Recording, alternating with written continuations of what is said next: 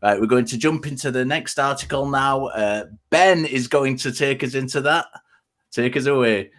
All right. So this was a report called Mothers in States with Abortion Bans Nearly 3 times More Likely to Die from Axios by Oriana Gonzalez.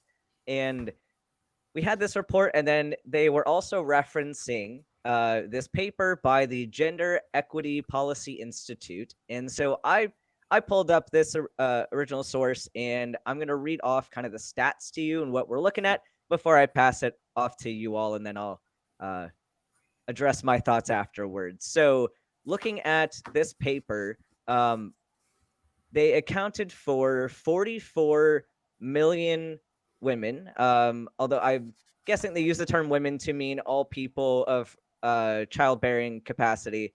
So including non-binary people and trans men, more than likely.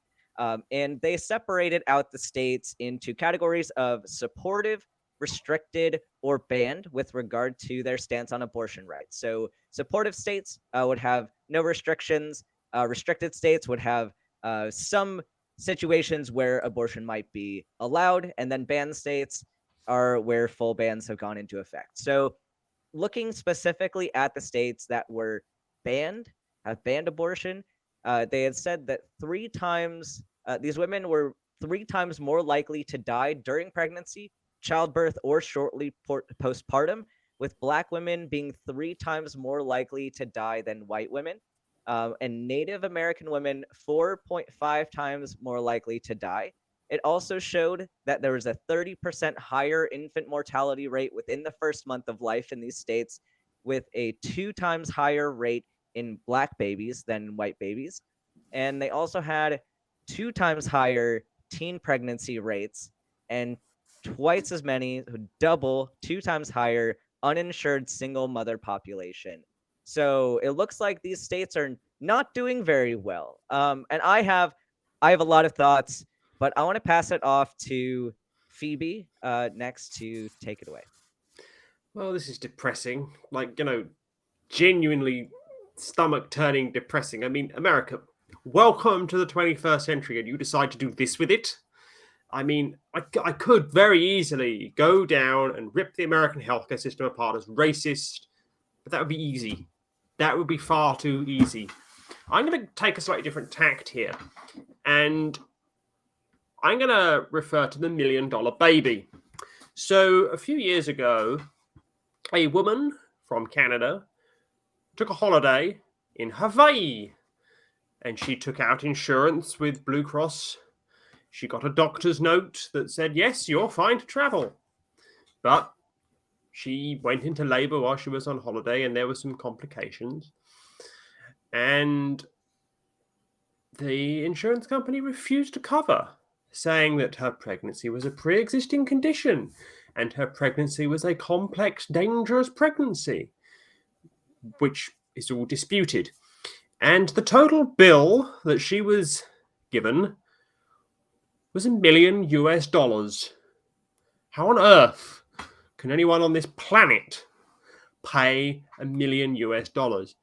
And you're probably going to ask yourself, well, Phoebe, where are you going with this? Well, where I'm going with this is that just like in this case, we have insurance companies, just like in abortion cases where abortion is now outlawed in America, we have religiously, ideologically motivated individuals making decisions and not medical professionals making them.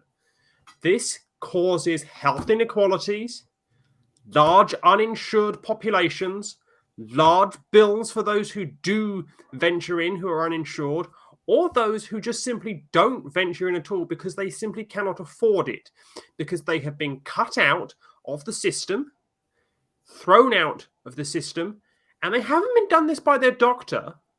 They haven't been done this by somebody who is in a capacity to them to actually make a medical decision. They've just done it because, well, I've reviewed the papers. I don't have a medical degree. I'm just some insurance company clerk. I'm just some person who read a dusty book, and I'm now going to say you can't have it. I mean, $1 Million Babies, dead minority people don't matter to them. There you go. That's my opinion on it. But a man in Hawaii, please take over. I had no idea that happened here. That's insane. So I would like to point out that the United States has the highest mortality rate for like maternal mortality rate amongst all developed nations. Like, let that sink in for a second. The highest amongst developed nations. Is this America being great again? That was a fact prior to the Supreme Court's decision to press the button on a national time machine and not only halt any progress we could have towards equality, but take us back a century. So I know, like, y'all might think that I can't make this about race, but you underestimate my power. Ben already made this point. Marginalized people, as always, are greatly just disproportionately affected by these insane decisions. What was it? 4.5 times more likely for a Native American woman, 2.6 times for Black women. And I could talk more about the discrepancies amongst minorities just being negatively impacted by racism within the medical community overall. Like, starting with how our medical data is actually gathered. Most of the medical studies are done using white cis males, and the results of those are used universally, regardless of the patient's race or gender. That alone should be cause for concern, but that's a talk for a different day. So, what I want to get into is the cognitive dissonance that exists in America, like just in our zeitgeist, period. We can always look at the flaw in every other nation besides ours. We're literally watching Sharia law unfold right before our eyes, and we still point outward and say, at least I don't live there. I would like to point out that South Korea, a place that I have lived and I do miss, I love it so much, they have universal health care there. But when I came home here, because I guess I missed Hot Pockets, I don't know what brought me back to America. So when I came home, it was like, oh yeah, back to the standard quo, back to being afraid of police,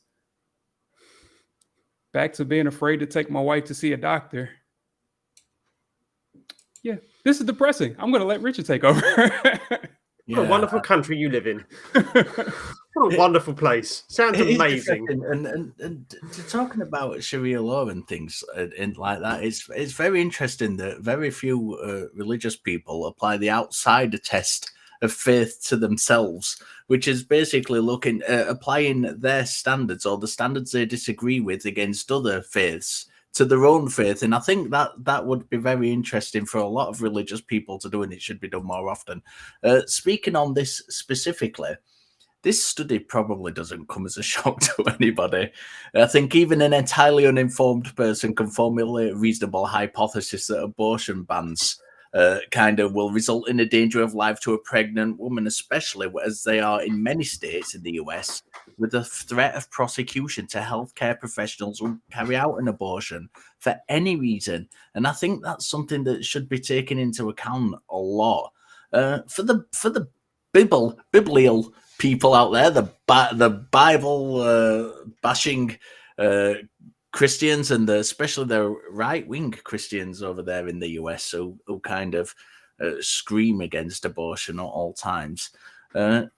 Just go and read Numbers, where the Lord your God, in fact, tells us that if a woman has been unfaithful and is pregnant through unfaithfulness, to go to a priest and actually get an abortion. Your book condones it, but I'm sure you'll just ignore that bit like you do with most of the Bible verses you don't like, just swear. It's the Old Testament. It doesn't really matter, apart from the bits of the Old Testament that do matter. That's kind of how it works, isn't it? I think, pretty sure that's how it works. Honestly, I just want to listen to Ben rant. That's what I'm interested in on this. I'm going to pass it on over to Ben and let him have another say.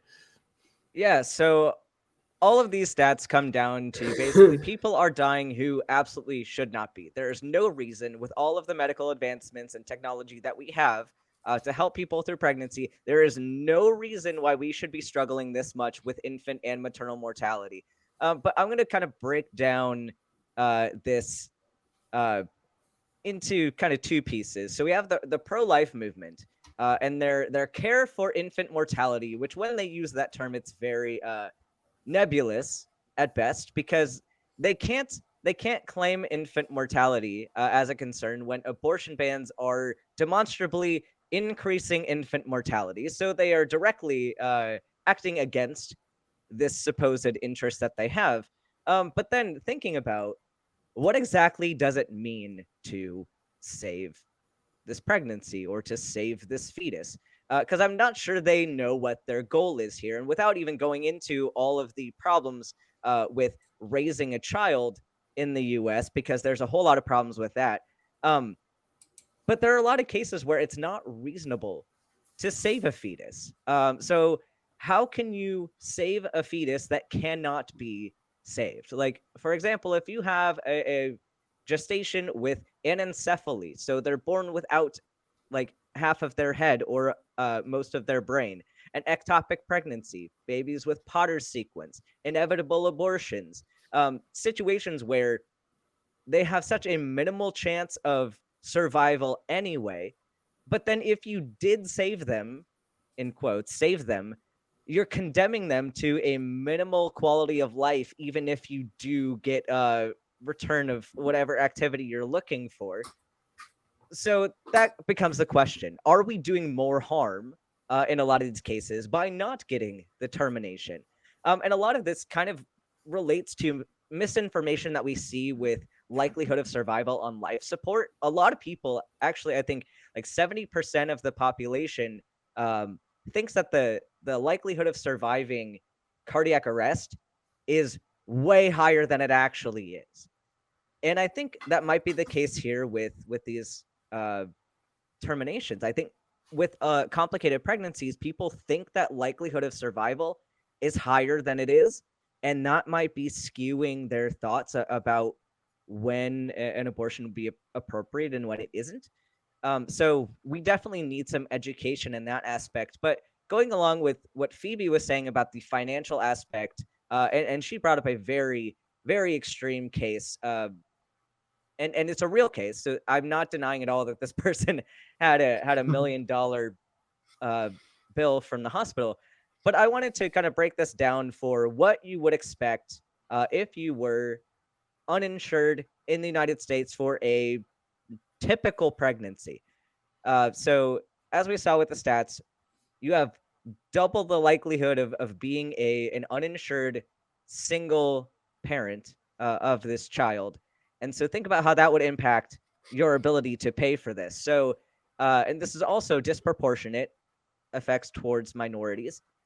And the costs, let's break this down. So prenatal care, and these are kind of rough estimates for costs. You're talking about $100 per visit, and if you have no complications, you're going to have about 10 prenatal visits. We're looking at about $100 per ultrasound, and if there's no complications, you're probably getting 2 of them during the pregnancy. Give or take $100 per lab draw that you have to go get for screening tests. Somewhere between $11 and $200 for a 3-hour glucose tolerance test to test for maternal diabetes. And you get an additional test if you're positive. So if you test positive, whether it's a false positive or a true positive, you're getting another test, which is going to cost you again. Variable cost for vaccines that you need. You have to be up to date on your MMR and on your Hep B and all that. So somewhere between a few dollars to a couple $100 for those vaccines. About $100 to $450 per fetal non-stress test. And if you need them, not everybody needs a non-stress test. But if you have a day when baby's not moving today, and I don't know why, you're going to get a non-stress test. And you will likely need multiple if that's a recurring problem. Somewhere more than $2,500 for an amniocentesis for genetic screening if you have complications. Somewhere between $2,000 to $4,500 for chorionic villus sampling, again, if you're worried about genetic complications. And that's just, so all of that's just prenatal care. So let's move into the actual childbirth. The actual natal care. The actual birth. And this is not going into after, for pediatric and all that care. This is just for you birthing the baby. An uncomplicated vaginal delivery is going to run you about $13,000. So that's if everything goes according to plan, $13,000. If you have a C-section and it's uncomplicated, everything goes to plan, C-section, $22,000. If you have something like preeclampsia, the average cost is $41,790. And that's for a spontaneous vaginal delivery. So not counting if you had extra complications on top of that.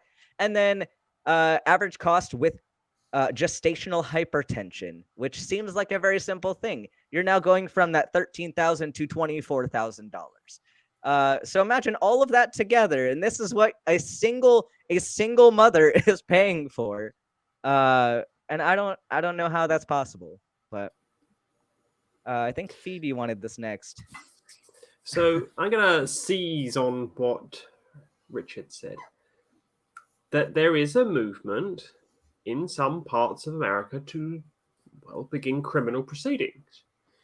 And this isn't something that we need to take as a few wackadoos, lunatics, and, far round the bend, so far off the planet scale things. This happens in Central America. There is a declaration of the American Universal Declarations of Human Rights. So this is signed by most countries in Central and South America, which says that life begins at conception. And that is used in some of these countries as the basis for their criminal laws to criminalize mothers who have miscarriages, who have complications, who seek abortions for medically necessary reasons. And women spend years in prison convicted of murder because they have had a miscarriage. Actual murder charges are brought against women in some Central American countries: Nicaragua, Costa Rica, Guatemala, Belize, because a woman had a miscarriage.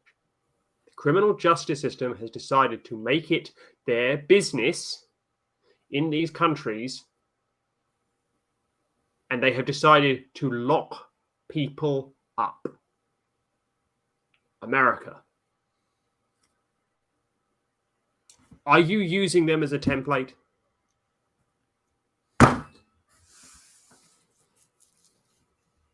Yeah, it's fantastic. Good old America. Just I want to pass it on over to Phoebe, but just before I do, I want to touch on something Ben said. I've had, not personally, my wife has had 2 children. I was going to say on my behalf then. Couvard syndrome raging its head. Is it, Richard? Couvard syndrome for you, I think? Yeah, my wife has had 2 children, and she has had many of the kind of ailments during pregnancy that Ben mentioned. And I was just trying to tot that up in my head, and as he was talking, and that just seems unbelievable. If ever there was a reason why we should fight to keep the NHS out of private hands, that is it. And anybody in Britain who's listening to this who might have leanings towards a privatized healthcare system, just take that into account, because that could become a reality over here as well. BB. I just want to kind of piggyback off of what Ben was saying too. Like, I want you to think about all those numbers that he just threw out, all of the expenses. And then I want you to imagine that you are being faced with these expenses and you're 14 years old, because that's the reality that a lot of girls are facing here in America right now. So, yeah, I will leave it at that. Yeah, I think that within this article, we've got to be very careful, and nobody's actually touched on this yet. But I think it's very important to point out that this was kind of a preliminary study.